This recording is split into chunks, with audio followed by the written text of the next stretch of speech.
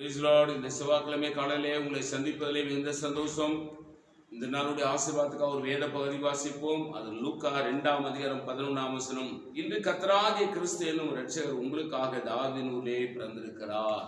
இங்கே தேவதூதன் மேய்ப்பர்களை பார்த்து நற்செய்தி அவன் அறிவிக்கிறான். இந்த உலகத்திலே சகல ஜனங்களுக்கும் மிகுந்த சந்தோஷத்தை உண்டாகும் நற்செய்தி. இன்று கர்த்தராகிய கிறிஸ்து என்னும் இரட்சகர் உங்களுக்காக தாவீதின் ஊரிலே பிறந்திருக்கிறார். முழு உலகத்திற்கும் முழு ஜனங்களுக்கும் மனிதனுக்கும் கர்த்தராகிய இயேசு கிறிஸ்து ஒருவரே அவர் பிறந்திருக்கிறார்.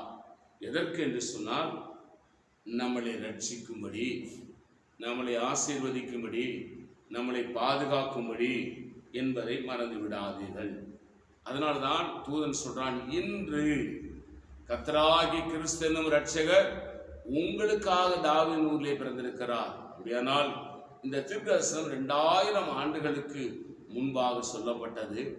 ஆனால் இன்றைக்கு நீங்களும் நானும் இந்த வசனத்தை விசுவாசிப்போமானால் கிறிஸ்து உங்கள் உள்ளத்திலே பிறப்பார். ஆண்டவராகிய இயேசு உங்கள் உள்ளத்திலே பிறந்தார் என்று சொன்னால் மிகுந்த மகிழ்ச்சி, மிகுந்த சமாதானம் என்பதை மறந்து விடாதீர்கள்.